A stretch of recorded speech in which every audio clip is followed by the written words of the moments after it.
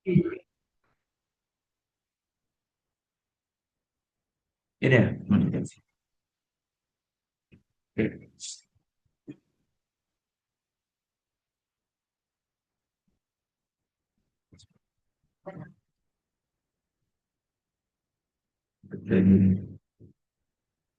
selamat malam teman-teman. Saya Buka. Assalamualaikum warahmatullahi wabarakatuh. Oke, jadi buat sesi kali ini aku akan sharing seputar AI dan DAO mengenai sisi etikal dan juga implikasi teknologinya. Nah, ini adalah salah satu yang aku kerjain di kelas AI Talent itu bulan berapa ya, lupa ya. Yang saya 2 bulan yang lalu. Dan untuk AI, kenapa kita perlu mengetahui tentang AI etik dan juga DAO ini? Karena AI itu emang jadi mesin penggerak di banyak industri ya teman-teman. Sementara DAO-nya itu sendiri muncul sebagai bentuk tata kelola organisasi di blockchain seperti itu. Nah, ketika kedua ini itu digabung, muncul peluang juga tantangannya. Nah, kita masuk nih di salah satu implikasi tantangannya, yaitu di bias dan juga fairness-nya.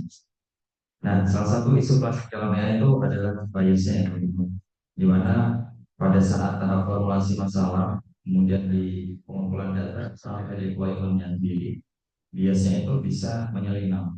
Contoh analogi sederhananya, kalau kita bikin masakan gitu ya dalam resep, misalkan bumbu dasarnya aja salah, hasil akhirnya itu juga akan meleset gitu.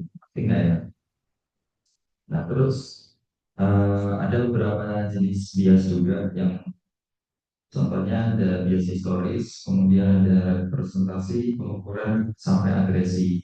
Nah, bayangin aja kalau dataset kita itu cuma berisikan satu jenis, misalkan foto gitu ya, foto orang yang kulitnya terang aja gitu. So, nah, si AI ini akan pilih wajarnya itu cuma berdasarkan satu objek tertentu itu aja, satu kelompok doang.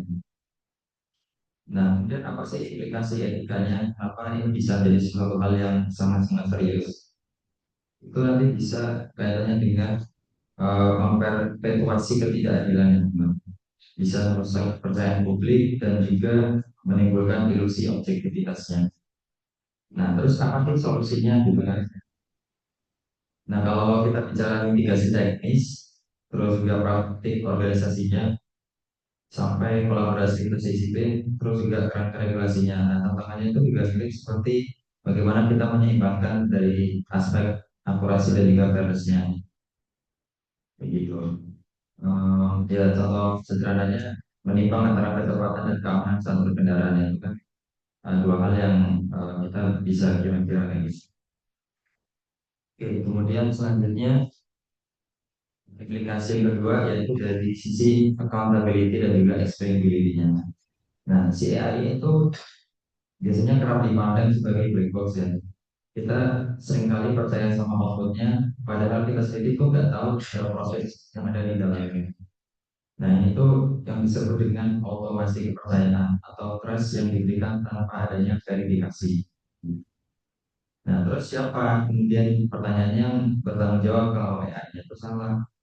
Apakah si penyedia datanya, atau developernya, atau organisasinya, atau si regulatornya, kayak gitu. Nah, sini tuh contohnya kayak kan ada kasus kecelakaan mobil otonom gitu ya, yang autonomous driver car gitu kan. Itu kalau yang disalahkan apakah misalkan terjadi kecelakaan, apakah si pembuat sensornya, si programmernya, nah atau si penggunanya nanti. Nah itu terus kalau dari akuntabilitasnya, nah ini dibagi menjadi beberapa aspek juga. Ada sisi dari sisi moral, kemudian dari legal, profesional, sampai ke sosialnya. Nah, untuk meningkatkan explainability-nya, itu ada model intrinsik yang memang lebih interpretable. Kemudian juga ada atau pakai metode post hoc seperti SHARP dan juga lain. Nah, untuk saat ini regulasinya itu masih terus berkembang ya. Contohnya yang di Eropa ini ada European Union AI Act atau Algorithm Accountability Act di United States. nggak ada GDPR di artikel yang kedua. Nah, lanjut dia yang ketiga, implikasi yang ketiga itu dari sisi privacy dan juga GDPR-nya. Nah, kemudian masalah berikutnya kan pasti ya, pasti semua teknologi itu akan menyangkut dengan privacy. Nah, kalau data kita itu sangat berharga, tapi kan seringkali bocor dan parahnya kita tuh nggak sering sadar gitu. Ya, contohnya mulai dari namanya, kemudian dari alamatnya sampai behavior kita di media sosial. Nah, terus beberapa problematisnya, contohnya ada dari sisi erosi otonomi, kemudian dari gap inferensi sampai paradoks concernnya. Contohnya kan, ketika kita mengklik setuju ya, pada terms and conditions, padahal kita nggak tahu tuh apa sih yang ada di dalamnya, gitu. Kita nggak paham. Akhirnya ya pencet klik setuju aja terus. Itu akan sangat berbahaya untuk privacy kita. Nah, terus apa kemudian solusinya? Ya, kita bisa ada namanya pendekatan teknis seperti differential privacy, kemudian juga ada federated learning, homomorphic encryption, dan juga pendekatan regulasi kayak GDPR yang tadi aku mention, dan juga tentunya dengan role dari organisasi juga tanggung jawabnya. Nah, bisa dibayangkan ya, misalkan data itu kayak minyak mentah gitu. Ketika itu diproses, nilainya kan akan menjadi berlipat ganda ya. Tapi juga rentan untuk disalahgunakan. Seperti itu. Nah, kemudian ethical implication yang selanjutnya ada hallucination. Nah, AI khususnya untuk LLM seperti ChatGPT ya, itu banyak sekali kelemahannya dan salah satunya kelemahannya adalah hallucination.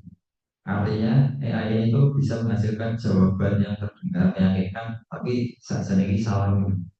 Ya, banyaklah contoh-contohnya. Mungkin teman nanti bisa menemukan hallucination. Contohnya mungkin ada pernah menemukan ketika kita prompting AI untuk menebak matematika gitu, atau bahasa-bahasa yang dia bisa sifatnya multitafsir dan tidak sesuai dengan kita inginkan.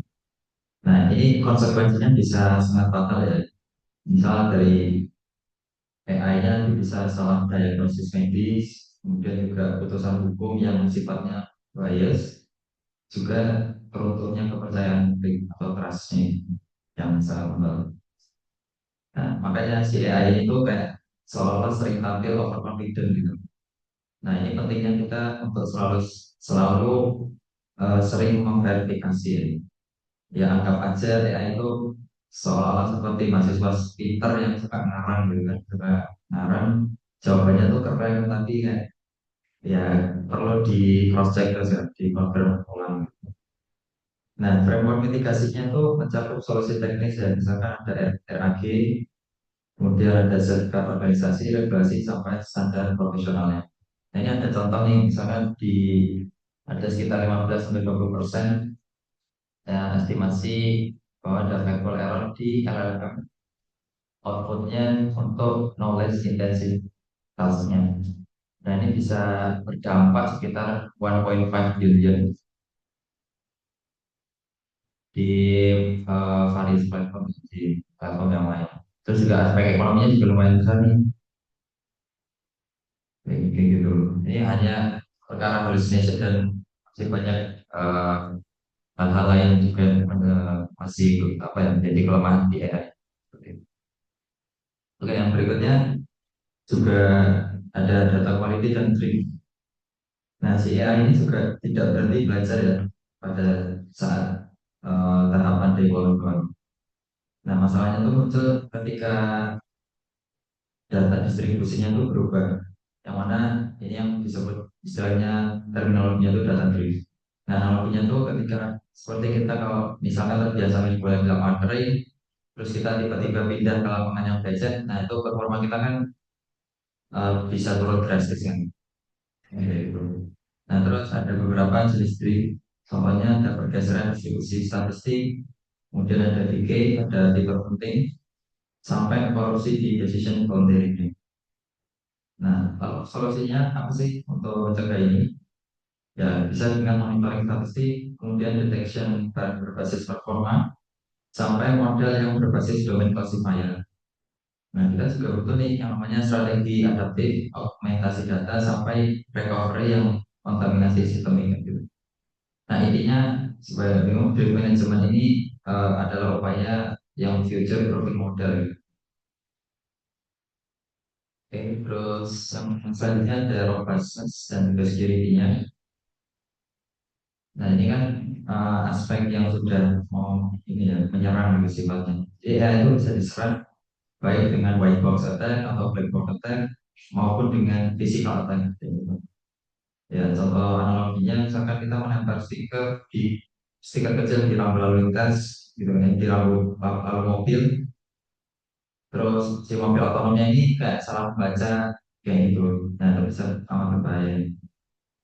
Terus kalau ada juga backdoor attack, model extraction sampai cloning data. Jadi data itu semua diperlihatkan mengenai betapa rapuhnya sistem ini kalau tidak disiapkan sisi pertahanannya, gitu.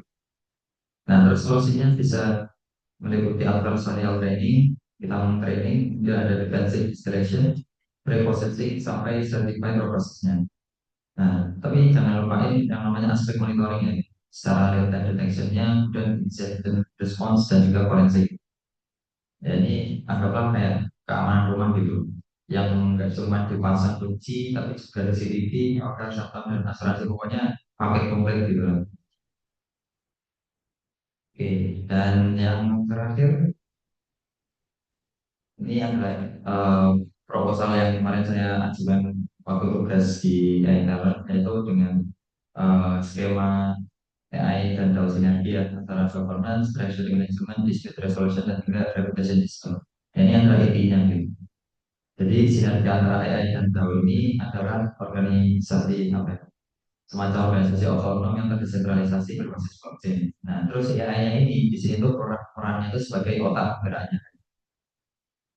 Nah, di dalam governance ini sendiri, si AI-nya nanti akan membantu analitik prediktif dan juga screening proposal. Kemudian kalau dari treasury-nya, AI-nya nanti juga akan mengelola aset secara otomatis dan juga melakukan analisis cash flow hingga menilai resikonya, risk management. Kalau dispute resolution-nya, nanti AI nanti dapat melakukan predictive analytics dan juga mendukung arbitrase yang terdesentralisasi. Dan yang nggak kalah penting dari representation system ini adalah untuk validasi kontribusi dan juga mencegah adanya civil attack. Jadi udah secara device aman dan juga dia bisa menstabilkan reputation sistemnya. Nah, kemudian dari struktur yang berlapis, ya, data dan juga perceptionnya, kemudian ada cognitive layer untuk decision engine, integration dari blockchain sampai execution untuk implementasi aksinya. Ya, sederhananya kalau dianalogikan DAO ini kayak mobil listrik tadi ya, dan AI itu adalah si autopilotnya. Sedangkan blockchain-nya adalah jalannya, terus kalau reputation sistemnya itu adalah rambu lalu lintasnya. Gitu. Oke, sekian yang aku bisa sharingkan ke teman-teman. Mungkin ada pertanyaan atau dari Pak Sony ingin menambahkan di pertemuan. Terima kasih.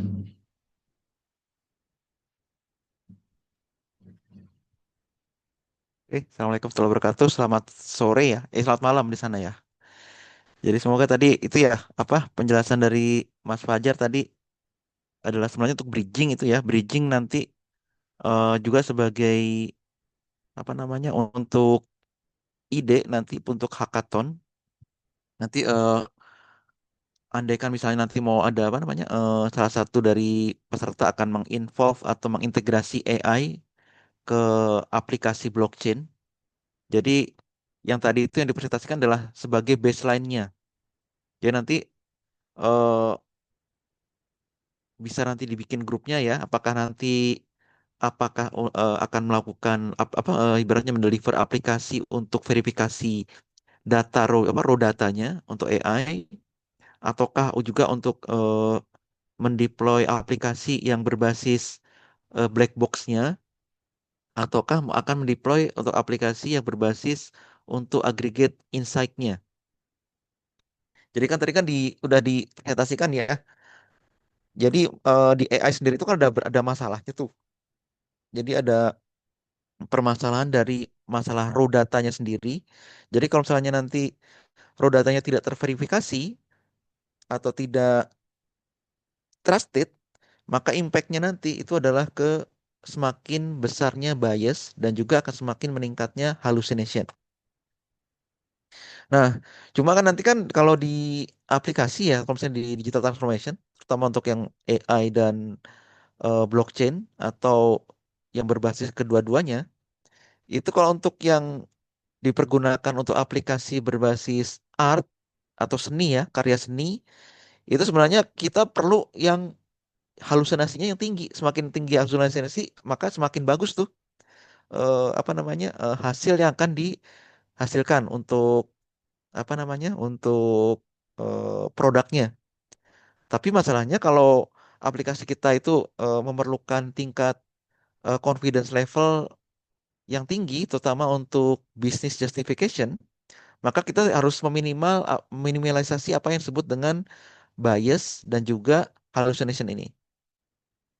Sekarang saya akan tunjukkan ya bagaimana impactnya kalau kita menggunakan ibaratnya untuk bias dan hallucination ini mempergunakan AI. Jadi ini saya berikan contoh yang simple aja. Jadi kalau kita menggunakannya untuk aplikasi musik ya, ya di sini. Semoga bisa apakah terlihat sekarang?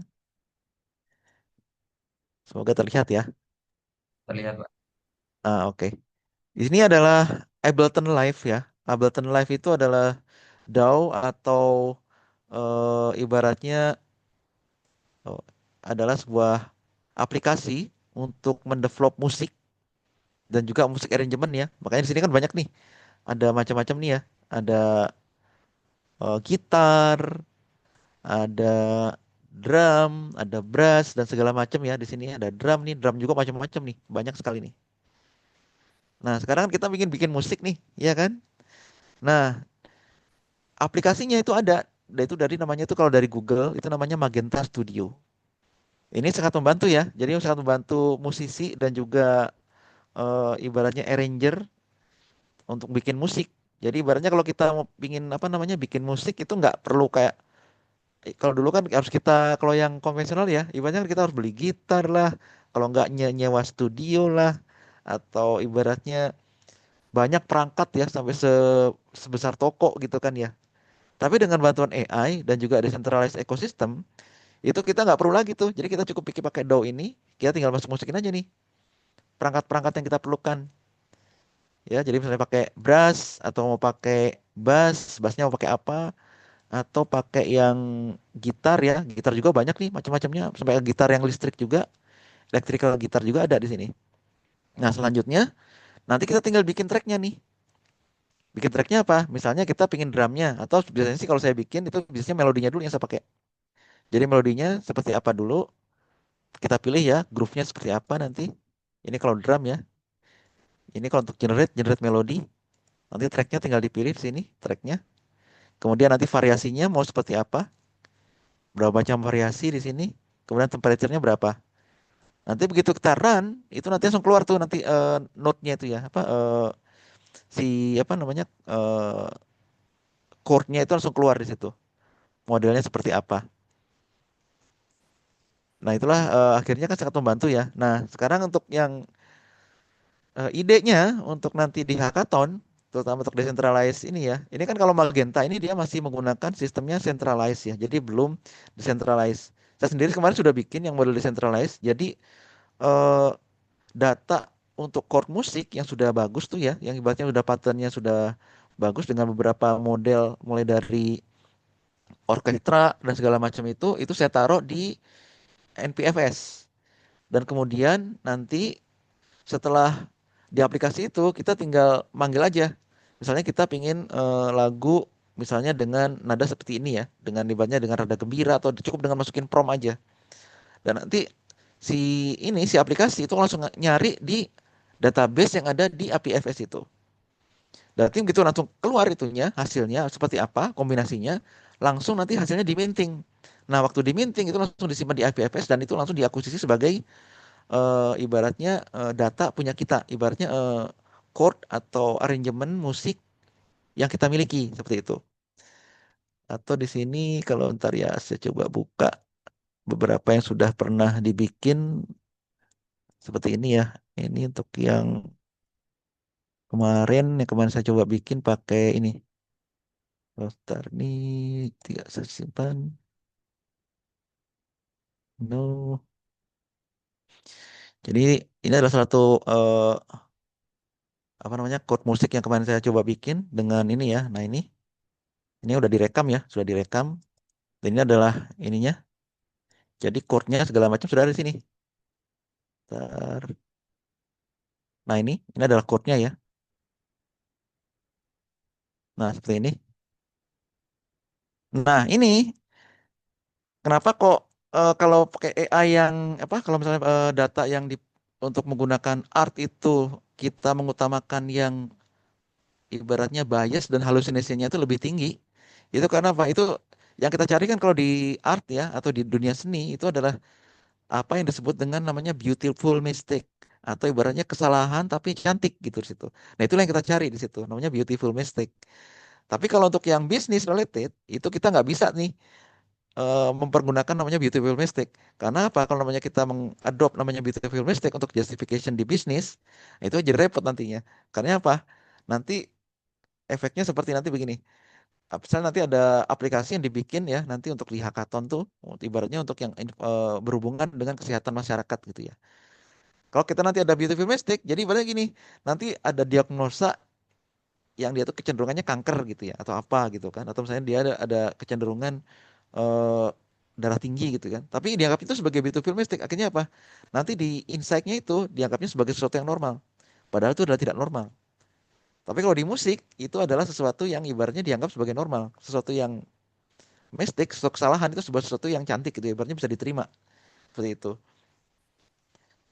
Jadi seperti itu ya. Jadi nanti untuk aplikasi, development di aplikasi nanti bisa apa ibaratnya yang tadi dijelaskan oleh Mas Fajar adalah sebagai baseline-nya ya. Jadi untuk nanti develop di pada saat develop aplikasi, jadi jangan takut nanti kalau misalnya nanti ada yang salah atau apa itu nggak perlu takut karena apa nanti itu nanti perlu di apa namanya bisa dilakukan namanya fine tuning atau fine adjustment di situ. Nah, sebentar ya saya akan perlihatkan juga bagaimana nanti yang selanjutnya untuk pada saat melakukan develop yang awal nanti sebentar.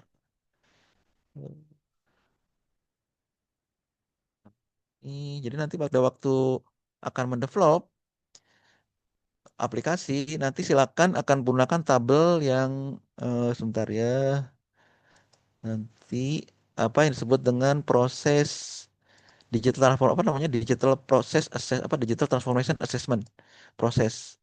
Sebentar ini karena dengan melakukan assessment itu diharapkan nanti aplikasi kita itu tidak hanya sebatas jalan aja ya, tapi juga dia itu akan menjadi lebih mature di situ. Oke, ntar lagi. Oke, ini dia.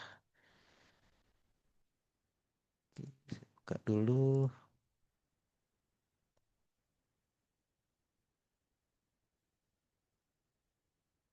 Jadi ini adalah salah satu project yang pernah saya kerjakan dulu dan jadi tugas saya juga waktu kemarin apa ngambil ini ya, ngambil program di SMU Singapura. Jadi ini adalah aplikasi ya, aplikasi berbasis AI ya, AI deep learning. Ini untuk customer value journey di sini. Nah, di sini ini adalah prosesnya nih. Jadi kita harus mengisi apa namanya ada form ya, namanya itu udah kita melakukan assessment yaitu dari sisi relevansi dari produknya itu sendiri. Kemudian juga kita atau dari sisi distinctiveness-nya juga kita lakukan assessment juga. Kemudian dari sisi salience-nya kita lakukan assessment juga. Nah, kemudian setelah semua itu dikerjakan, baru kita nanti masuk namanya ke ini, ke namanya tuh Customer Value Journey Matrix. Jadi di sini adalah modelnya ABCD ya. Jadi dari sisi awareness, kemudian sisi belief, kemudian dari sisi commit, dan kemudian deliver.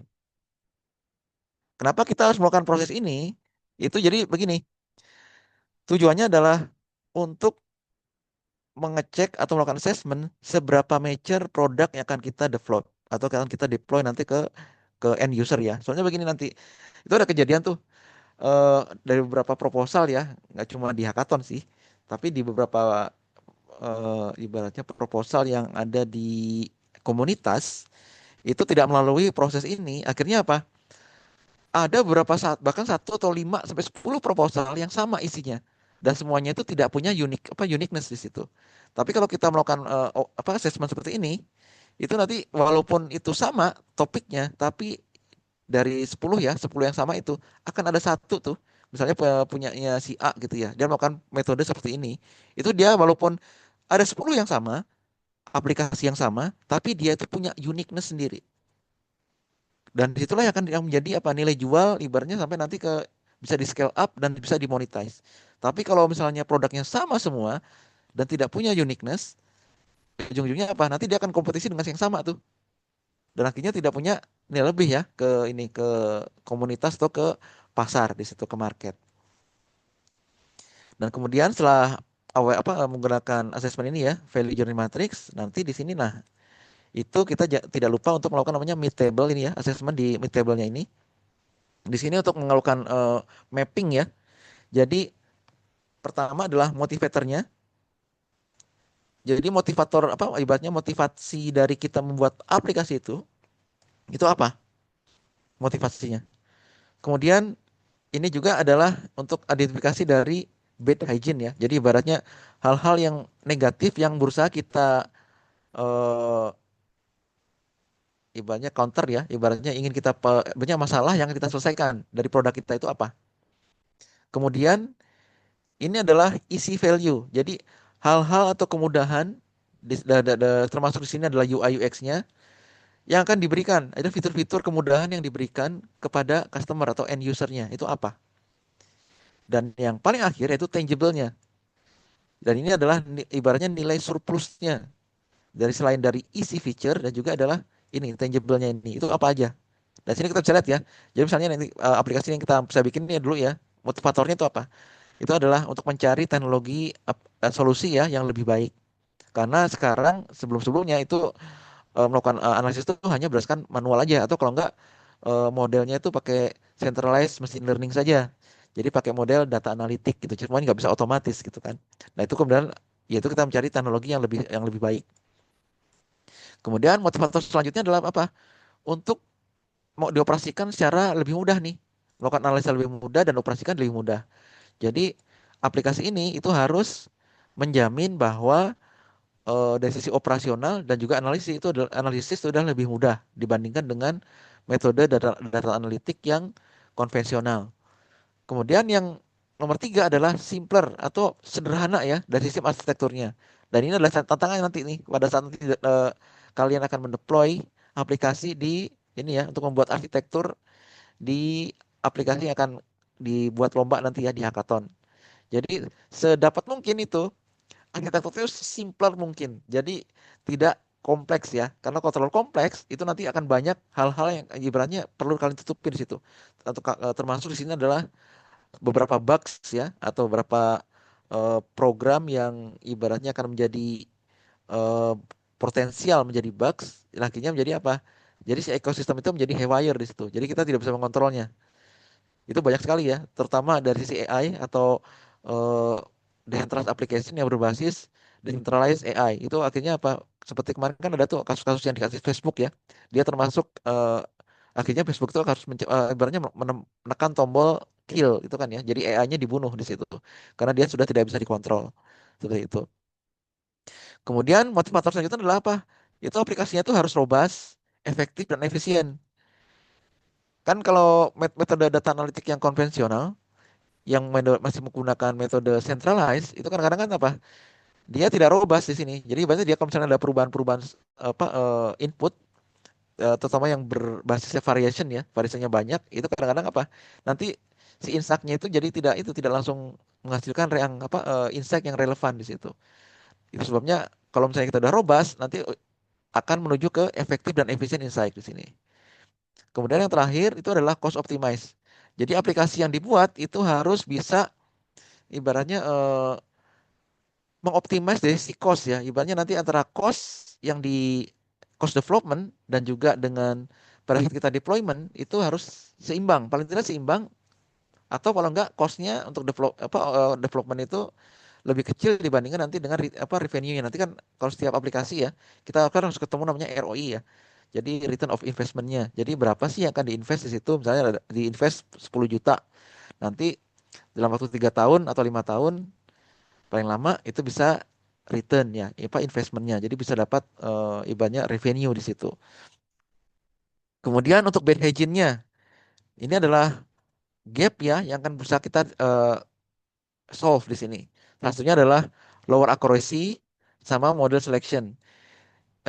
Yang sudah biasa menggunakan AI mungkin sudah tahu ya kalau misalnya salah satu kendala dari deployment AI itu adalah mengenai akurasi di situ. Jadi akurasinya yang rendah. Walaupun sebenarnya sekarang itu tidak cukup akurasi saja, tapi juga confidence levelnya juga harus tinggi juga. Soalnya kalau sekarang itu walaupun akurasi tinggi, tapi kalau confidence levelnya rendah, itu juga tidak bisa digunakan sebagai justification untuk business related. Kemudian untuk model selection. Nah, kendala dari yang model centralized AI itu adalah masalah model selection. Karena apa? Dia tidak bisa melakukan apa namanya itu kalau sudah eh, ibaratnya model yang sudah bagus gitu ya, itu tidak bisa di-share atau tidak bisa diakuisisi seperti itu.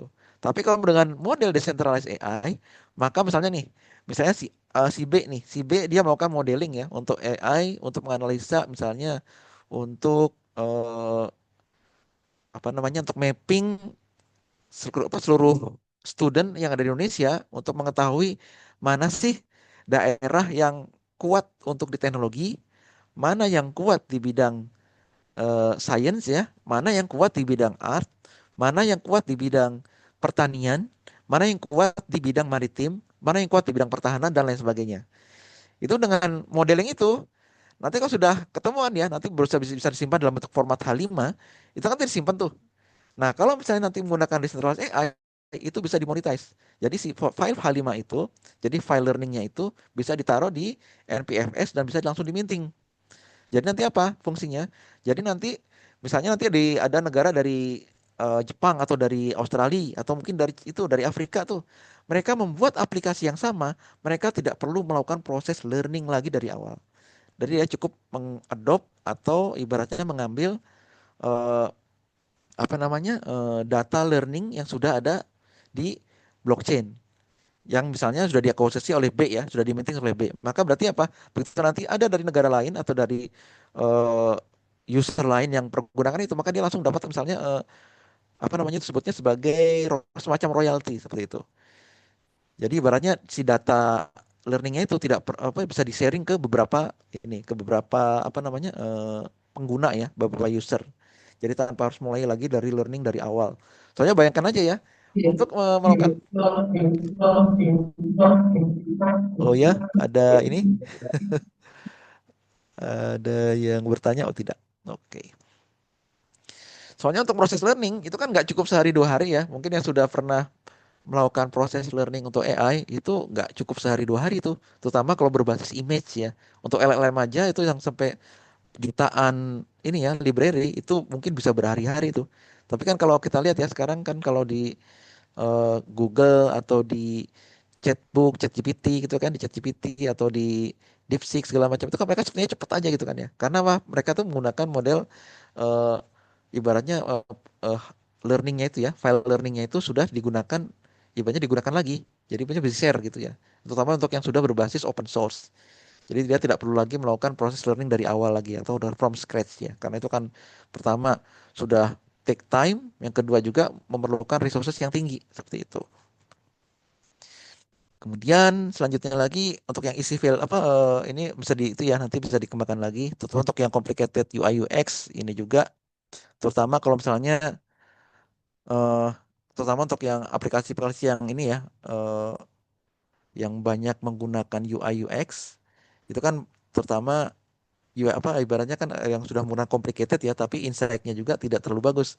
Ujung-ujungnya apa? Jadi bikin pusing kan di situ untuk apa misalnya untuk yang semacam bagi end user yang ingin langsung mendapatkan insight karena terlalu kompleks akhirnya dia bingung sendiri insight-nya itu apa kan gitu. Nah, itu akhirnya apa? Salah satu yang perlu di eliminate di bad hygiene itu adalah tidak menggunakan complicated UI UX model. Ini juga nanti sebagai reference juga nanti ya bagi nanti waktu apa namanya deploy. Jadi sedapat mungkin buatlah sesimpel mungkin UI UX-nya. UI UX-nya sesimpel mungkin tapi insightful gitu loh. Jadi tidak terlalu kompleks gitu ya atau complicated. Karena apa? Kalau complicated banget itu akan pertama apa? Si user juga akan semakin pusing tuh. Ini mau kemana sih gitu kan? Anggaplah sekarang gini, nanti mau bikin apa namanya NFT art minting untuk batik yang apa batik ya kain batik yang ada di Jogja gitu kan misalnya. Nanti kan apa? Kalau misalnya yang mudah UI UX-nya itu kan cukup apa? Nanti keluar tuh image-nya dari si jenis batiknya itu, kemudian tinggal nanti harganya berapa, nanti langsung kalau misalnya ada yang beli langsung bisa minting dengan itu ya, dengan multi signature itu ya. Itu cukup seperti itu aja. Jadi nggak harus banyak muter-muter ke menu-menu yang banyak sekali gitu. Sampai akhirnya apa? Usernya sendiri sampai pusing tuh. Jadi dia apa ibaratnya tidak informatif ya, tidak simple. Karena apa? Ya itu akan nanti UX-nya terlalu kompleks, akhirnya ujungnya nanti ke arsitektur ya. Itu akan jadi kompleks, kompleks, complicated juga. Dan juga akan menghasilkan complicated insight. Dan yang terakhir itu adalah mengenai wrong technology solution. Nah, di sini adalah nanti soal pemilihan teknologi ya. Nanti ya itulah kenapa kok sekarang kan dari awal kita melakukan ini ya program ini itu kan kita berikan banyak pilihan ya. Mulai dari Plutus, kemudian dari ada Icon, ada Mesh.js, kemudian kemarin ntar besok ini ada Game Changer, kemudian ada lagi yang itu nanti apa namanya Marlowe. Itu adalah salah satunya adalah untuk memberikan insight kepada peserta. Jadi silakan kalian bisa bikin apapun, silakan pilih dengan teknologi yang mana yang kayak bisa kayak ibaratnya yang kalian suka di situ. Dan kira-kira ibaratnya mudah, mudah buat kalian untuk mendeploynya juga dan juga jangan lupa sisinya juga sisi amannya juga gitu kan, di security-nya ya diperhatikan juga di situ.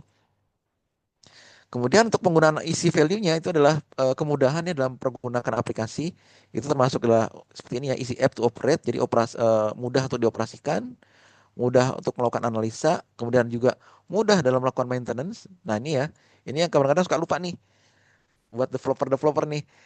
Dia kadang-kadang oke, mudah dioperasikan, mudah melakukan analisa segala macam, tapi ternyata apa aplikasinya tidak mudah untuk di-maintain. Ini yang repot nih. Dan ini ujung-ujungnya apa? Ini yang banyak sekali ya kejadian ujung-ujungnya seperti ini ya. Ada beberapa contoh kasus ya, nggak cuma di Cardano sih. Ini juga kejadian-kejadian yang ada di hampir semua di platform blockchain ya. Nah, mereka punya ada tim ini ya, tim marketing, tim development dan juga tim yang lain itu. Nah, ternyata apa? Suatu ketika mereka berantem nih.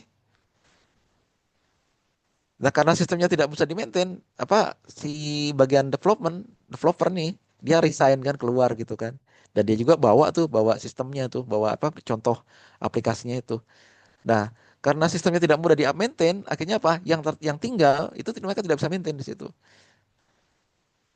Nah, diusahakan itu kenapa? Ibaratnya kalau misalnya nanti kalian punya tim ya, usahakan tuh antara satu dengan lain itu akan selalu share ya, share dokumen development dan juga dokumen marketing, ibaratnya dokumen assessment segala itu saling berbagi semua.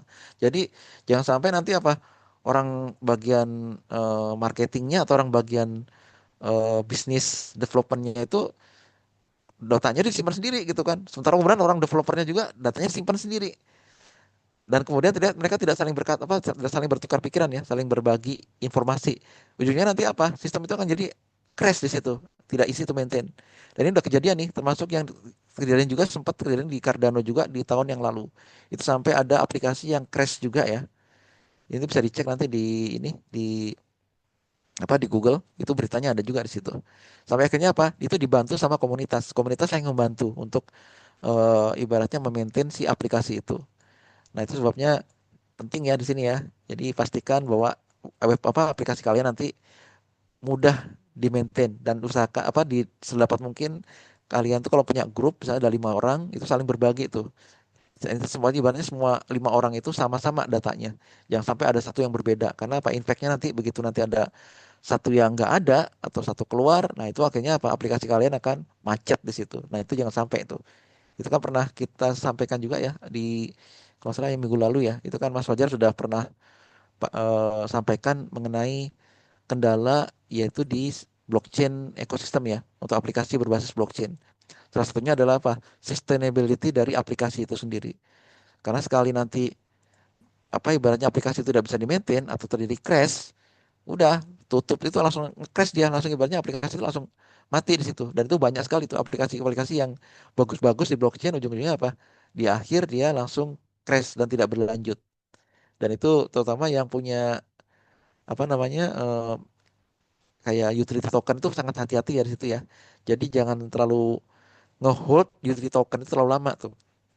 Karena impactnya seperti itu. Nanti begitu nanti aplikasinya tuh crash atau tidak berlangsung lama, maka utility token kalian tuh tidak ada harganya sama sekali. Seperti itu. Kemudian ini adalah easy to interpret the insight ya.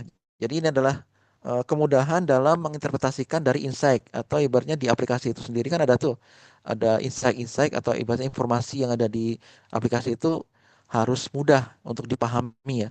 Jadi easy interpret. Itu sebabnya kenapa kan kalau di AI sekarang kan eh, ada namanya responsible AI. Nah, itu juga ada namanya sekarang yang lain lagi disebutnya interpretable AI atau reasonable AI. Nah, reasonable AI itu dalam artian AI-nya itu memberikan insight yang reasonable. Jadi banyak sudah mendekati dengan human decision. Kalau interpretable itu berarti apa? Itu mudah apa ibaratnya diinterpretasikan. Ibaratnya kalau dengan orang yang benar-benar eh, nol ya, nol knowledge tentang AI, dia tuh langsung ngerti gitu. Oh, insight itu seperti ini, seperti itu. Itulah disebut dengan interpretable. Kemudian untuk yang tangible ini itu termasuk nanti aplikasinya itu harus robust ya. Kemudian juga sudah cost estimate. Ini adalah easy operate analyze. Kemudian juga reduce total cost ownership. Ini sangat penting ya. Terutama kalau nanti aplikasi ini nanti dipergunakan untuk bisnis. Jadi ya nanti akan dihitung itu nanti adalah TCO-nya ini, total cost ownership. Nanti ini suatu apa nanti kapan kapan ya nanti akan saya jelaskan nih mengenai bagaimana cara menghitung TCO ini atau total cost ownership ini. Kemudian lagi adalah tangible-nya adalah jadi modular dan customized model ya. Disarankan nanti pada saat kalian mendeploy aplikasi atau mendevelop aplikasi, usahakan itu modelnya modular. Kenapa kok dianjurkan modular? Karena apa? Nanti begitu ada masalah, itu bisa langsung kalian namanya tuh unlock dulu tuh si modulnya itu. Baru kita perbaiki dulu si modulnya itu. Jadi kalau misalnya tidak tidak mempengaruhi si operasional aplikasi yang lain seperti itu kan fitur-fitur yang lain. Itu kenapa kok dianjurkan menggunakan model modular seperti itu.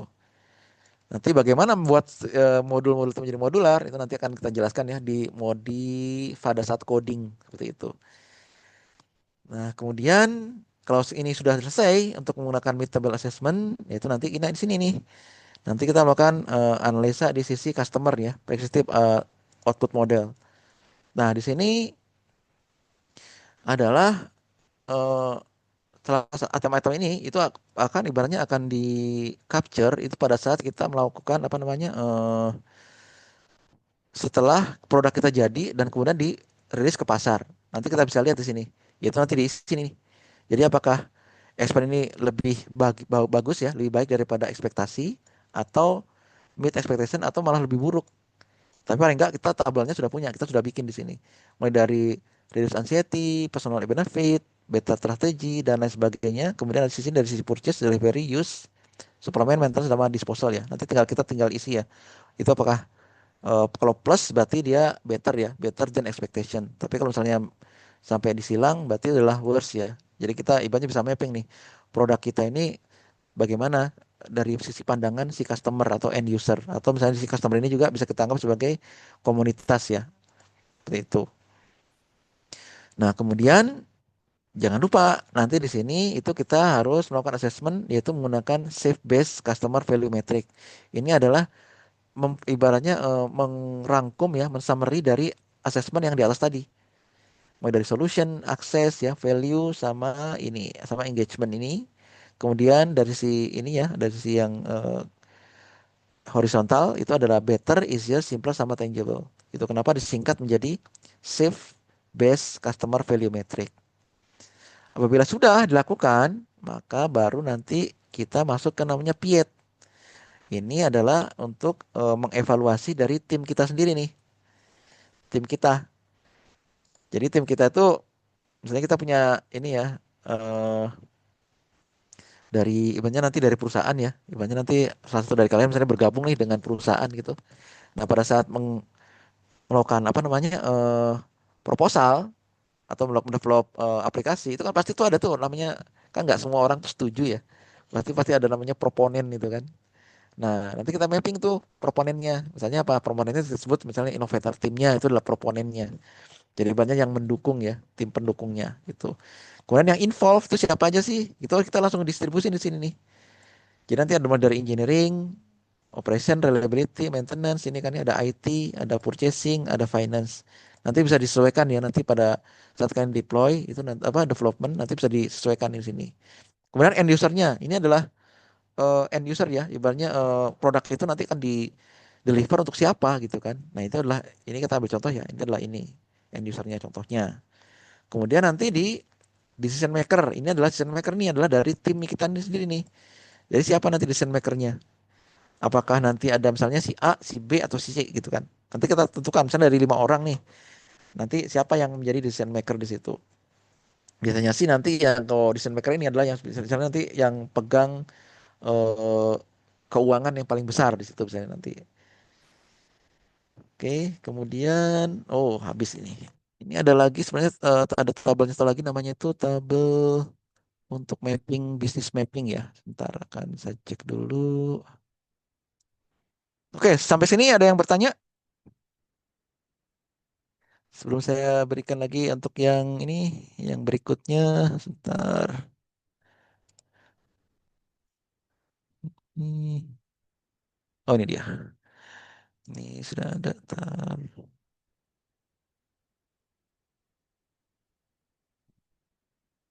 Oke, yang apa nih?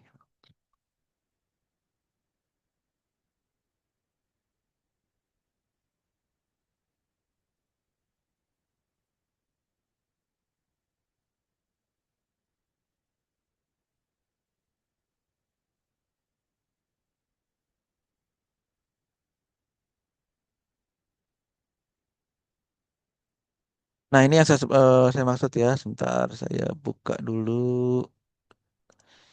Yes, ini.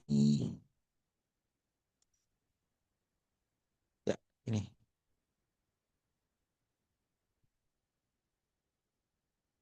Jadi nanti dari semua yang tadi ya, tabel-tabel yang tadi nanti itu nanti akan di mapping ke sini. Jadi intinya. Jadi di mapping ke namanya bisnis model. Ya, di sini di bisnis model ini nanti ada isinya ya, isinya itu apa aja sih? Itu mulai dari key partnernya, kemudian juga ada key activitiesnya apa aja.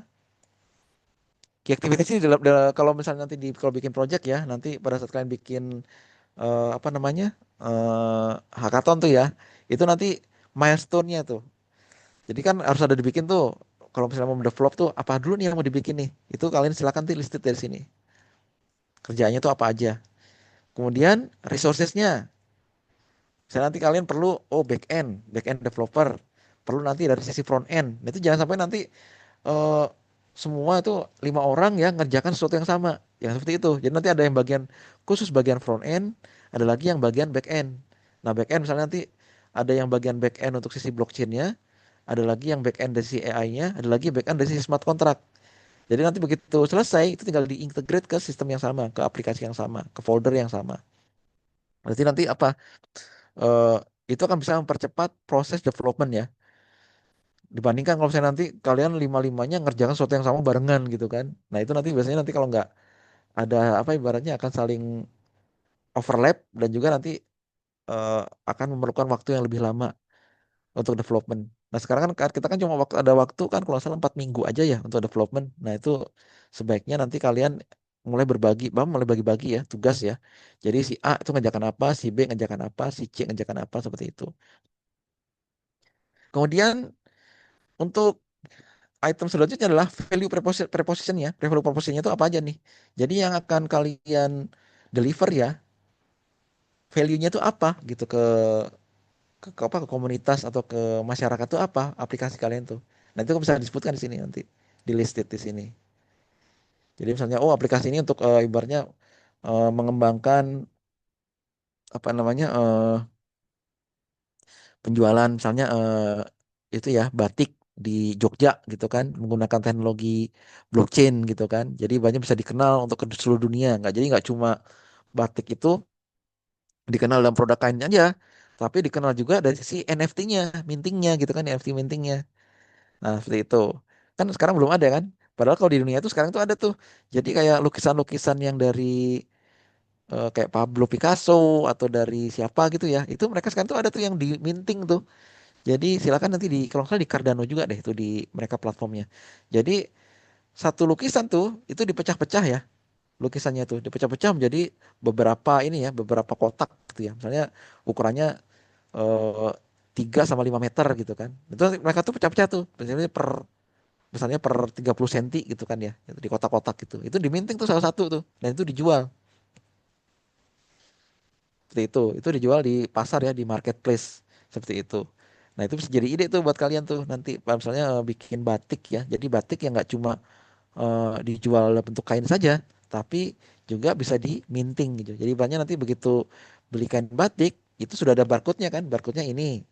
Nanti itu bisa diminting di platform kalian gitu kan. Jadi setiap pembelian apa turis yang belanja kain batik di Jogja, mereka bisa melakukan minting batik barcode-nya itu di platform kalian dan bisa mendapatkan NFT, yaitu NFT batiknya itu. Seperti itu. Kemudian juga ini adalah customer relationship ya. Jadi nanti hubungannya dengan customer itu seperti apa? Nah, ini yang tadi saya sebutkan tadi. Jadi kan kalau sekarang kalau di Jogja gitu kan, beli batik ya udah beli batik selesai gitu kan di pasar apa tuh namanya kalau di Jogja itu kan ada tuh pasar batik tuh. Nah, udah beli pasar di batik udah selesai gitu. Tapi kalau misalnya kalian bisa mengembangkan itu menggunakan marketplace yang berbasis AI dan blockchain, maka nanti apa? Hubungan dan customer itu tidak sebatas hanya menjual batiknya saja, kain batik, tapi juga bisa memberikan semacam apa ya namanya connectivity ya. Jadi yaitu menggunakan NFT itu. Jadi nanti apa si turis itu begitu nanti pulang ke negaranya, saya tuh udah beli batik nih, tapi saya juga dapat NFT-nya nih, seperti itu. Jadi banyak apa hubungannya itu menjadi lebih ke private gitu. Jadi namanya inilah sebutnya sebagai private subscription. Ya nanti misalnya nanti apa di platform kalian itu kalau misalnya sudah dia dapat NFT ya, NFT batik itu maka mereka bisa langsung akses ke aplikasi kalian dan bisa melihat produk-produk batik yang ada di Jogja yang terbaru gitu kan, the latest produknya, mulai dari coraknya dan segala macamnya seperti itu, termasuk harga-harganya dan mereka bisa mendapatkan diskon untuk pembelian menggunakan NFT itu. Nah kan jadi ide kan ya, itu bisa itu dilakukan tuh kayak kemarin tuh. Oh ada pertanyaan nih.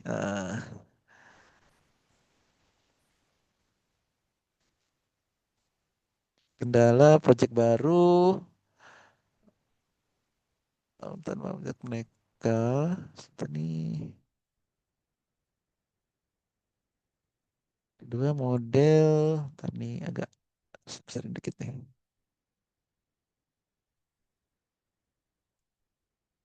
Tanya panjang juga nih dengan Was Arigata nih. Jadi bertanya di bagian engagement tadi sudah melihat dan mendengarkan, oke. Ada beberapa kendala di bagian engagement bagi project baru, oke. Di mana kendala pertama adalah tidak terkenalnya project mereka walaupun hal ini sudah di-share oleh tim mereka dan kedua model engagement saat ini masih agak susah, oke. Dan itu mengajukan pertanyaan bagaimana hal ini bisa dicapai oleh tim untuk mencapai target engagement. Oh, oke. Jadi jangkauannya itu baru 300 sampai 1 kilo views atau 2 sampai 3 kilo. Oke, maka itu adalah solusi. Oke. Oke, di bagian Smart Karma, oke, mobil app online. Oke. Nah, ini sebenarnya pada bagian channel ini engagement masing-masing bagaimana? Oke. Ya, ini nanti oke, ini untuk yang ini ya. Sekarang kita masih masih masuk di ini ya, di customer relationship. Jadi ini saya jelaskan yang ini bertahap ya, satu persatu. Jadi untuk yang customer relationship itu tadi ya. Jadi nanti di aplikasi itu bisa menggunakan seperti itu. Jadi ibaratnya nggak cuma beli kain, tapi juga bisa meminting NFT. Dan NFT itulah memberikan namanya private atau privacy engagement dengan customer. Jadi ibaratnya apa? Dia akan selalu punya namanya itu terhubung terus nih dengan Jogja gitu ya, atau dengan marketplace kita yang dimana marketplace itu adalah untuk menjual atau menjadi sentra dari produk-produk batik yang ada di Jogja seperti itu. Termasuk di sini ada namanya Instapas ini ya. Ini adalah yang digunakan oleh Smart Karma ya. Jadi mereka tuh ada punya private subscription dan juga ada Instapass. Jadi ibaratnya ini dengan walaupun mereka masih belum menggunakan NFT ya. Nah, tapi saya berikan ide nih buat kalian nih. Jadi pakai NFT itu, jadi bukan NFT ya, tapi FT. Jadi utility token itu mereka bisa mengakses produk-produk yang ada di marketplace kalian. Nah, channelnya apa? Nah, ini channelnya nih. Channelnya ini ada pakai mobile app. Nah, mobile app-nya itu apa? Yaitu nanti aplikasi kalian itu nanti bisa di-deploy dalam format mobile app atau sebatas online aja ya menggunakan ini aplikasi desktop ya atau ini ya, aplikasi yang pakai browser atau bisa juga menggunakan mobil commerce. Ini hampir sama ya dengan mobile app, tapi di sini udah menggunakan CRM ya. Nanti akan saya jelaskan juga CRM itu seperti apa sih. Termasuk kemarin waktu minggu lalu kan saya pernah coba apa namanya tunjukkan ya dia punyanya Alt Control itu sebenarnya adalah mini CRM seperti itu. Jadi kalian sebenarnya bisa bikin CRM sendiri kalau sudah punya. Sekarang sudah ini ya, paling nggak sudah ada gambaran kan menggunakan blockchain itu seperti apa. Nah itu kalian bisa bikin CRM sendiri.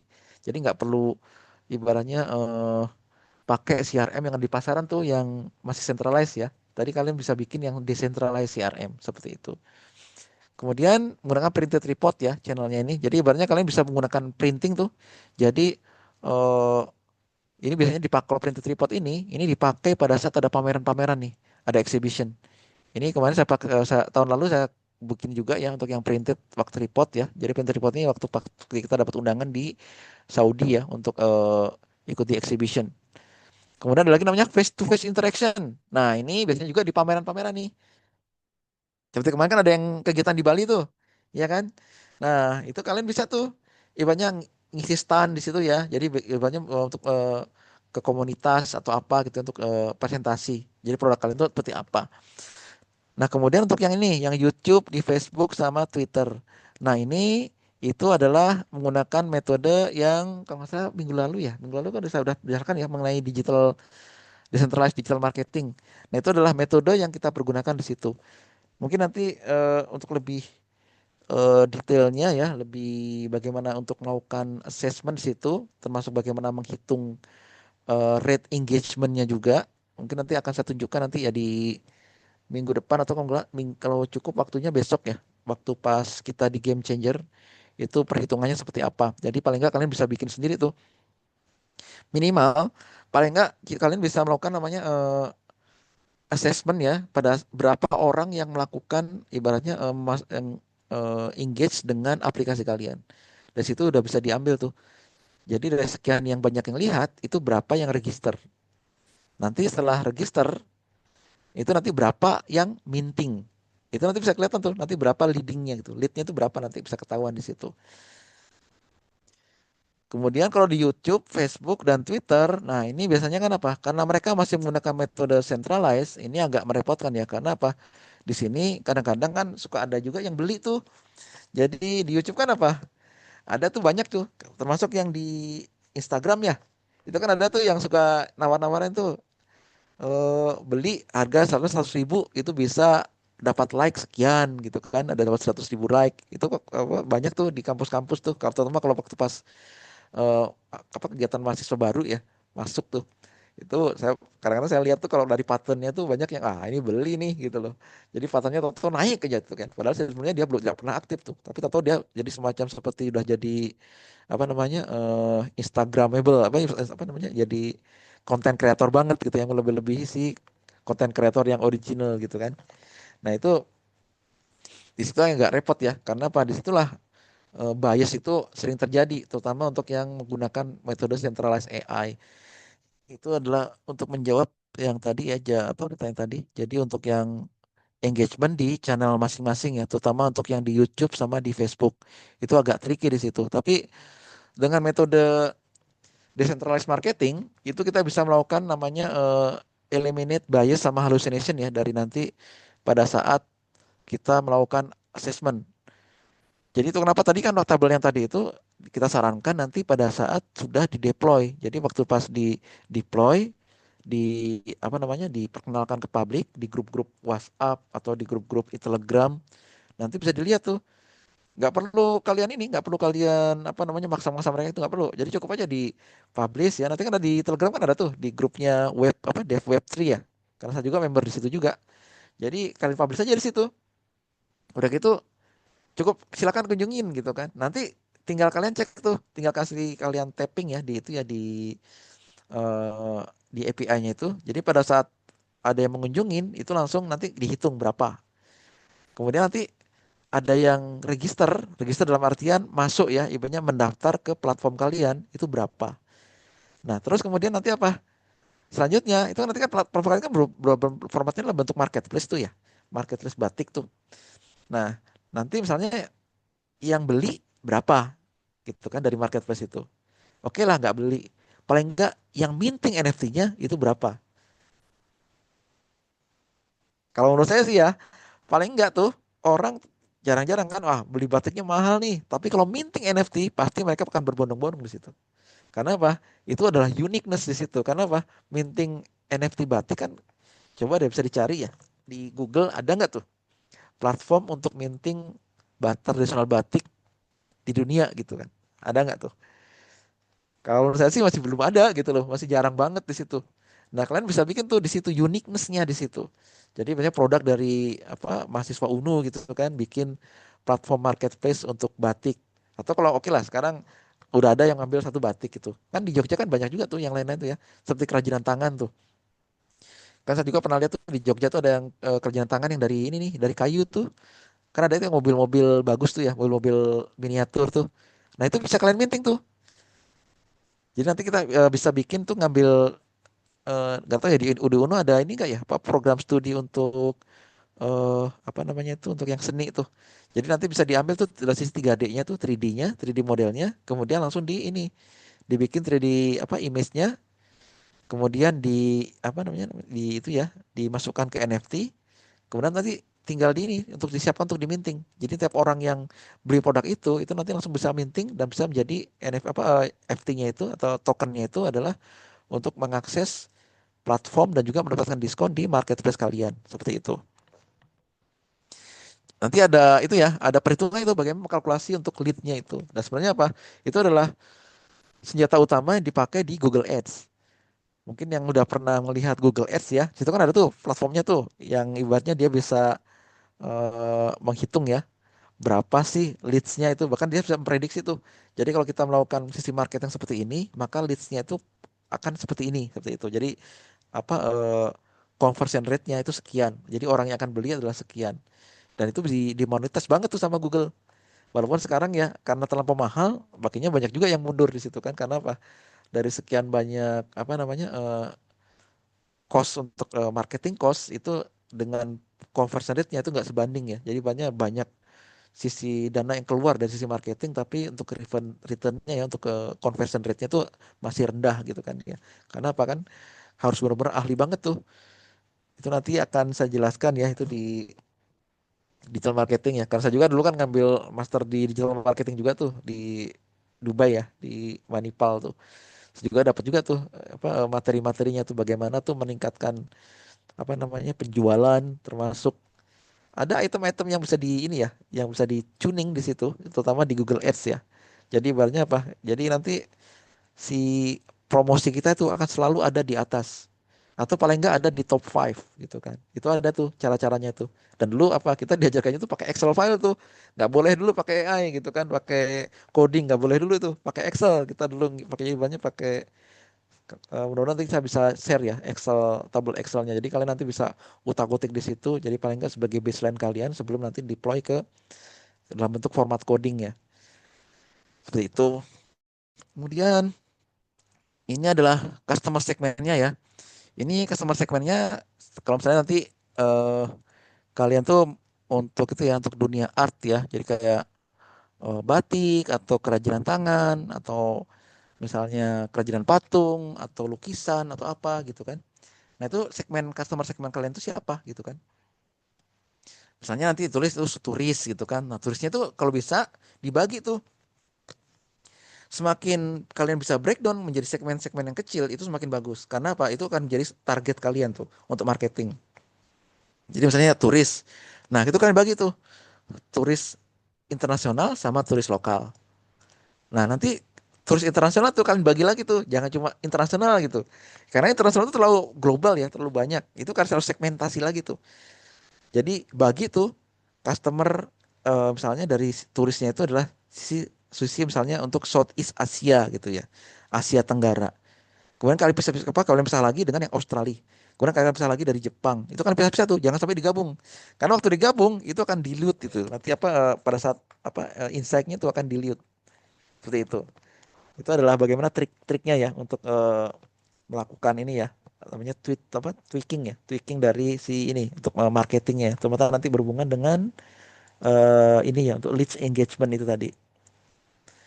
Nah, ini kan kalau di sini kan tadi kata Mas apa nih? Mas Arigata kan mengenai ini ya untuk view-nya ya, mencapai target engagement ya, dari jangkauan dari view-nya itu.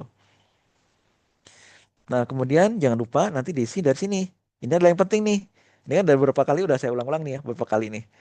Mengenai cost structure-nya. Kan kalian development itu kan nggak mungkin gratisan kan, gitu kan. Walaupun mungkin sekarang masih bisa pakai eh, arsitek apa namanya fasilitas atau framework yang gratis gitu kan karena masih kecil ya.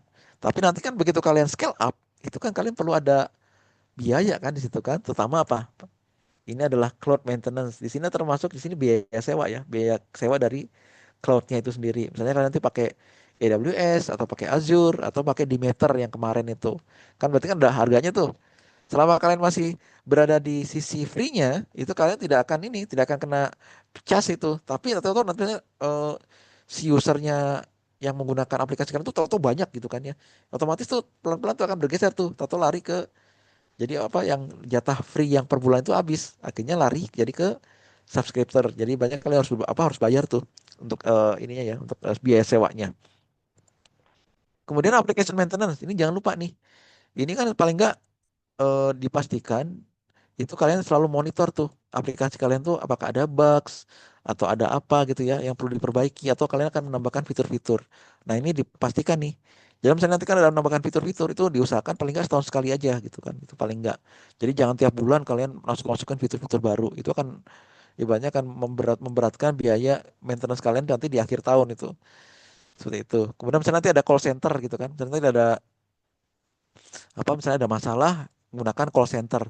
Walaupun sebenarnya ini sudah kalau untuk sekarang ya gitu bisa kita menggunakan metode chatbot chatbot ya menggunakan AI. Itu hampir sama seperti yang kemarin saya tunjukkan menggunakan alt control ya. Alt control itu tidak ada call center tapi semuanya udah pakai chatbot. Kemudian nanti misalnya ada expansion. Nah, ini nanti misalnya kalian mau scale up ya. Jadi nggak cuma marketplace aja, tapi ternyata mau dikembangkan lagi menjadi apa gitu kan. Jadi nggak cuma marketplace tapi bisa juga mengirimkan ibaratnya kain batik atau kerajinan itu lintas negara gitu kan. Jadi semacam kayak apa ya? Seperti Alibaba gitu kan. Alibaba atau versi besarnya Tokopedia gitu kan, tapi sudah lintas negara seperti itu. Nah, kalian itu bisa tuh nanti dimasukin ke expansion. Nanti biayanya berapa nih? Kalian udah bisa masukkan itu kan. Tapi misalnya nanti masih belum ada rencana expansion ya udah dinolkan aja nanti. Kemudian staff dan facilities. Ini kalau misalnya nanti kalian punya tuh developer, ada lagi untuk tim auditor atau ada tim legal, itu kan udah pastikan tuh. Kalian tuh bikin susun ya, staffnya ada berapa, termasuk cost salary-nya berapa. Kemudian termasuk teknologi. Teknologi ini kan selalu berkembang ya tiap tahun.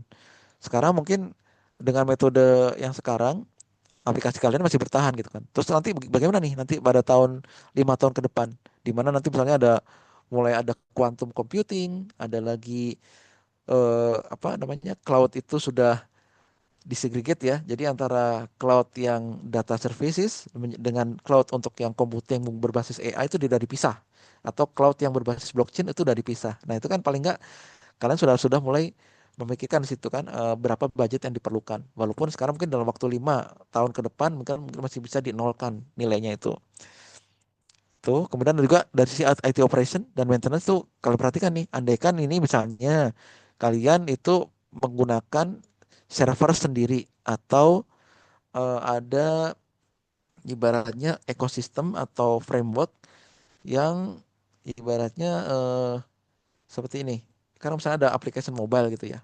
Tahu-tahu misalnya ada masalah gitu kan, misalnya ada bug tertentu. Kan itu ada perlu di apa perlu di maintain kan ya, atau misalnya nanti perlu di refresh atau di update. Nah, itu nanti termasuk di sini nih. Itu termasuk dalam sisi dari sisi ini apa IT operation ini nanti di sini. Kemudian yang terakhir itu adalah pajak. Nah, itu jangan lupa nanti risi pajak juga itu kalian bisa masukkan di situ. Jadi pada saat pertama itu udah langsung masukin tuh, biar nggak pusing gitu kan. Jadi berarti nanti begitu nanti terima customer, ada yang daftar, kemudian mereka belanja di situ, dipastikan nanti di smart contract itu sekian persen itu langsung lari ke pajak gitu kan. Jadi berarti nanti begitu ada apa tak sebelum tanggal sebelum Desember akhir tahun itu tinggal ditransfer aja kan ke pajak. Jadi ibaratnya apa? Aplikasi kita itu aman-aman saja gitu kan, nggak dikejar-kejar sama petugas pajak kan, karena nggak bayar atau apa gitu kan. Nah, itu seperti itu. Nah, kemudian setelah constructor, nah ini baru nih, ini yang penting ini. Karena apa? Ini adalah yang menjamin aplikasi kalian itu bisa ibaratnya mendapatkan pendanaan dan bagaimana kalian mengelola untuk bisa mendapatkan namanya gaji ya. Ibaratnya kan nggak mungkin dong bikin aplikasi nggak gratisan gitu aja kan. Paling nggak kan kalian ingin mendapatkan tuh namanya dapat passive income lah atau apa seperti itu. Nah, itu dipastikan di sini revenue streamnya itu seperti apa. Nah, di sini kan ada ini dari private investor subscription fee. Nah, ini pada saat ini adalah kalau misalnya untuk yang aplikasi itu bisa nanti dari pada saat minting NFT atau minting FT-nya itu ya. Nah, minting FT berarti kan ada tuh yang harus dibayar oleh si pembeli itu ya. Itu bisa di-include dengan pada saat dia membeli kain batiknya itu. Jadi plus dengan mintingnya itu. Nah, itu salah satu dari ini. Kemudian nanti pada saat pembelian, misalnya dari pembelian barang atau kain batik itu sekian persen itu larinya ke sini. Dan itulah salah satu menjadi pendapatan gitu kan. Kemudian nanti misalnya kalian menerima namanya investor gitu kan ya. Ada investor, menerima investor nanti menggunakan ini ada subscription fee gitu kan, ada sekian persen. Kemudian ada lagi namanya Instapass, ada lagi namanya Premium Bespoke ya. Ini kalau yang dipakai sama si Smart Karma ini. Seperti itu. Ini nanti akan saya share ya tabelnya. Jadi silakan nanti diisi. Ya paling enggak untuk inilah. Jadi kalian bisa menjadikan aplikasi itu akan membuat aplikasi itu tidak hanya sebatas sampai selesai di hackathon selesai gitu kan. Tapi paling enggak kalian bisa kembangkan menjadi aplikasi yang bisa dimonetize. Jadi eh, diharapkan itu kan sekarang kan di Indonesia udah jelas ya susah cari kerja. Sebenarnya kalau kalian lihat di sini di blockchain itu banyak banget nih kalian bisa menciptakan pekerjaan di situ dan bisa ibaratnya apa? Kalian cukup diam di rumah pun udah dapat passive income gitu loh. Dan itu sudah termasuk pajak sudah dibereskan semua sama sistem gitu kan kalau udah berbasis DAO ya. Jadi ibaratnya kalian udah nggak pusing, pokoknya terima gaji ya udah itu adalah bersih punya kalian gitu. Karena apa? Itu semua pajak segala macam udah diurusin sama ini, sama si ekosistem ya, sama si framework aplikasi kalian itu. Seperti itu. Oke, ada pertanyaan sejauh ini?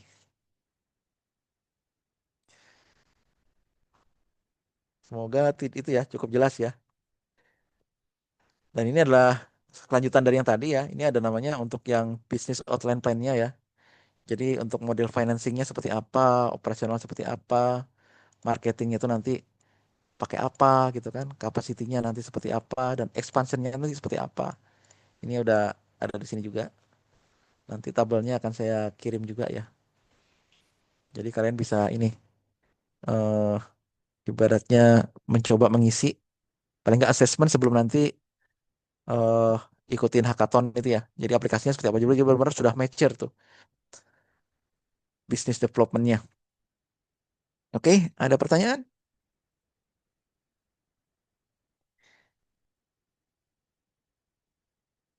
Oke, kalau tidak ada mungkin dari saya itu dulu ya. Jadi jangan lupa besok kita akan masuk ke coding menggunakan game changer. Nah, Game Changer itu yang menariknya adalah ini adalah program untuk blockchain yang paling mudah nih di Cardano nih. Jadi dia ibaratnya hanya kalau ibaratnya itu kayak seperti kita bikin cuma metadata aja langsung dijalankan. Jadi nggak perlu coding apa gitu nggak perlu seperti itu. Jadi untuk yang besok aplikasinya itu eh, kan kalian sudah kemarin kan sudah bikin ini ya, bikin wallet di mana itu di Eternal. Nah nanti dipastikan kalian itu ya besok cukup disiapkan aja yang 24 key phrase-nya itu dengan passwordnya. Nah nanti selebihnya nanti itu cukup ibaratnya pakai account yang ada di sini. Di mana di sebentar ya saya buka dulu ininya. Nah ini. Nah ini di besok ya. Ini untuk besok. Jadi sebenarnya nanti kita bisa langsung ke try beta ini. Cuma kan kalau try beta berarti nanti kan ini bikin wallet baru. Nah, itu masalahnya nanti kan berarti kan harus ada dananya lagi ya. Kita harus bikin tes ada lagi segala macam. Nah, nanti besok kita pakai eh, ibaratnya yang di tes ada itu yang sudah ada di sini, yang di mana itu? Yang dari kita akan migrasi wallet Eternal ke Game Changer ini. Nanti besok kita akan saya tunjukkan ya. Nah, nanti akan saya ajarkan juga bagaimana nanti tuh kita bikin NFT kreator di sini. Kita mau bikin NFT di sini kita bisa bikin di sini nih. Tapi enaknya di Game Changer ya. Sudah jadi semuanya sudah ada semua. Kemudian nanti kalau bisa kita bikin aplikasi juga sudah ada juga di sini. Ini tinggal ini ya kayak semacam bikin metadata aja di sini. Nanti tinggal di connect langsung di deploy. Selesai. Ini besok kita akan coba ini ya, PayMe 5 ada. Ini tinggal nanti di copy, begitu di copy. Ini kalau udah jadi ya, begitu nanti udah di running, nanti dia langsung deploy, langsung keluar nih nanti. Dan itu sudah jadi tuh. Nanti waktu di connect, diklik, itu dia langsung eh, mengirim sebesar 5 ada ke ini ke wallet tertentu. Dan ini besok kita akan coba klik di sini ya. Dan ini nanti bisa ditulis ya. Ini nanti addressnya bisa pakai address tes ada dari masing-masing apa temennya masing-masing ya. Misalnya dikirim 10 ada atau seberapa ada gitu ya. Jadi udah langsung kirim ke ini. Ini hanya untuk kaibannya yang ini adalah salah satu contoh yang kemarin waktu di icon itu ada namanya eh apa namanya transfer always succeed itu kan. Nah, itu adalah seperti ini. Ini kalau kita menggunakan apa namanya? Menggunakan game changer. Jadi cukup seperti ini aja dia bikin codingnya ya. Jadi nggak perlu pusing-pusing lagi. Yang penting udah ada item-item ini dimasukkan, desain, kemudian masukkan ini apa addressnya, address tujuannya, masukkan kuantitinya, langsung dijalankan selesai. Seperti itu. Kemudian kalau misalnya untuk contoh yang lain banyak lagi di sini. Ini ada lagi untuk minting ya. Ini untuk minting. Jadi untuk minting ini dan ini nanti ada eh, bisa kita besok ya kita taruh image dulu di NPFS. Kemudian kita nanti bisa diminting di sini dengan address ini ya. Nanti kita tinggal masukin addressnya, langsung diminting di sini. Ini adalah addressnya ya, image-nya. Jadi kita besok silakan di besok ya bawa image-nya masing-masing, terserah mau image apa aja, bebas. Foto sendiri, foto pacarnya atau siapa, bebas. Atau foto rumahnya, terserah deh. Pokoknya atau foto apa gitu yang disuka. Jadi kita besok ini ya, coba melakukan ini, proses minting di sini. Jadi nanti kita simpan dulu datanya di ADFS, nanti kita dapatkan CID datanya, kemudian kita lakukan minting. Dan nanti di situ akan ketahuan tuh, kita bisa lihat nanti di ini ya, di Cardano Explorer bahwa image itu sudah terhook dengan wallet kita. Artinya itu adalah menjadi milik kita seperti itu. Oke, dan ini juga ada banyak lagi di sini. Ada lagi yang pakai Pluto Script ya. Misalnya nanti saya pengennya agak tantangan sedikit nih. Nanti mau digabung sama Plutus. Nah, bisa juga. Jadi nanti tinggal waktu di apanya di compile ya si Plutus itu kan nanti keluar tuh addressnya di Cardano ya. Di Cardano di itu nanti tinggal dimasukkan itunya address dari si kontraknya itu. Ntar, address kontraknya ada di tadi output harusnya kontraknya ada di atas nih. Nah, ini dia. Ini. Ini adalah script hexnya. Ini adalah Plutus scriptnya. Itu. Ini adalah outputnya ya. Outputnya lari kemana? Jadi ya nanti dikirim sekian ada itu larinya kemana? Oke. Terus ada lagi nanti generate give wallet ya. Ada lagi banyak lagi di sini. Jadi nanti bisa dieksplorasi ya.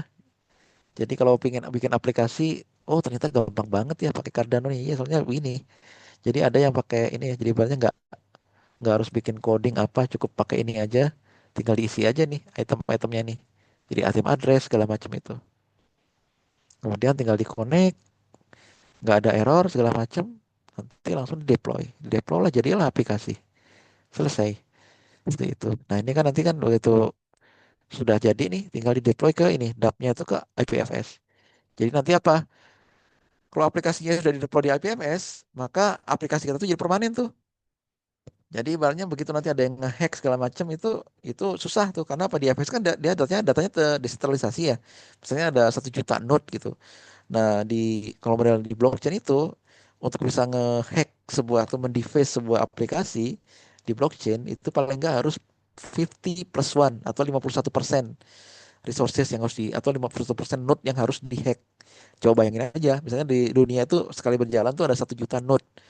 Dan itu yang harus dihack itu ada berarti berapa itu harus 501 itu kan 501 ribu kan node yang harus dihack dalam waktu bersamaan kan nggak mungkin berarti kan. Nah itulah kenapa kok kalau misalnya aplikasi berbasis blockchain itu sangat aman karena ya itu tadi kalau untuk ngehack atau nge-deface itu perlu benar-benar perlu effort besar gitu kan. Jadi dan itu effortnya tuh selain besar juga mahal. Itu kenapa orang pasti akan mikir 1.000 kali ya kalau mau ngehack atau mendeface aplikasi berbasis blockchain. Seperti itu. Oke, ini jadi untuk besok ya. Untuk kegiatan besok pada sesi coding. Oke, mungkin dari saya itu saja. Saya kembalikan lagi ke tim Dev Web 3. Ya, terima kasih. Assalamualaikum warahmatullahi wabarakatuh. Ya, silakan dari tim Dev Web 3 Jogja.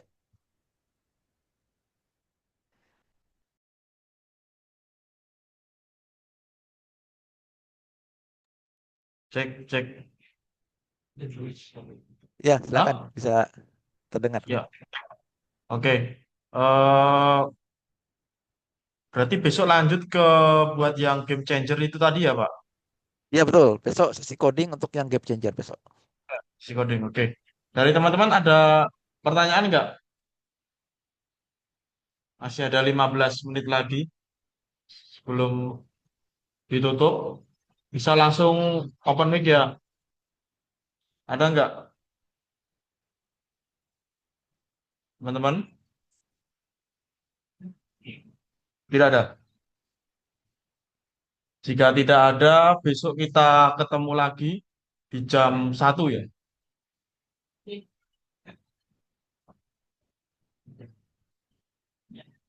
Ya, jam 10 di saya ya. Ya, dirimu minta aja di situ. Ngomong. Ngomong aja, Mas. Nggak apa-apa, ini tak mute, tak mute. Kamu tanya aja.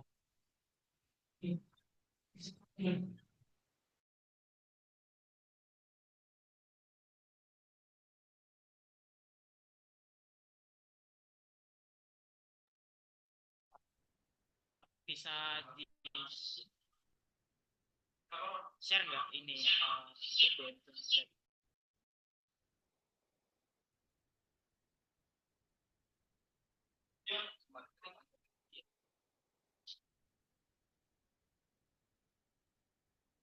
Pak,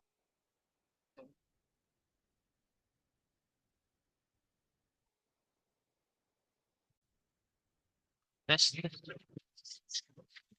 Kamu nggak sih? Tes, tes. Silakan, terdengar.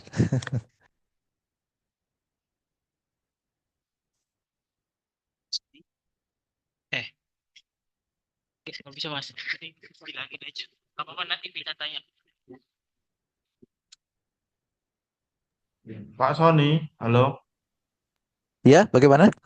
Dari peserta ada yang request berkaitan eh, bisnis kanvanya tadi, yang PDF-nya. Mungkin bisa di-share yang Smart Karma ya, ya yang Oh, diminta oke, oke. itu. Bisa di-share di grup ya Pak nanti. Oke, nanti saya share ke grup deh nanti. Habis ini ya, habis Halo. kelas ini langsung saya share deh. Yang dua-dua, kalau itu dua-duanya saya share aja deh ya, dua-duanya. Mic-nya error apa? Cek. Dengeran ya? Ya, ya, terdengar. Tak ketik aja lah. Eh,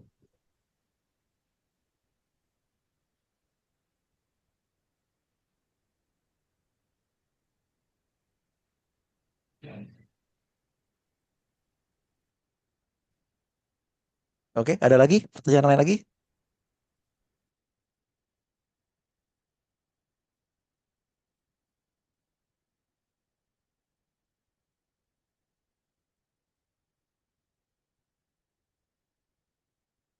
ada lagi ya? Nggak ada ya? Mungkin dari peserta sudah cukup Pak, dan dari Mas Fajar juga sudah cukup kan Mas? Ya, dan dari kami dari tim DP3 Jogja juga, oh sudah cukup. Ini udah dikirim teman-teman. Ya, sudah saya share ya di ini di chat box. Nanti saya share juga di grup WhatsApp juga ya. Oh iya, baik Pak. Oke, terima kasih. Sampai Mungkin berjumpa lagi ya, besok ya. ya Pak. Mungkin dari kami, dari teman-teman, dari Mas Fajar, dari DP3 Jogja, dan Mbak Sony cukup sekian. Apabila hari ini banyak salah kata, mohon dimaafkan. Dari saya, untuk recording saya stop dan saya tutup. Terima kasih. Wassalamualaikum warahmatullahi wabarakatuh. Waalaikumsalam.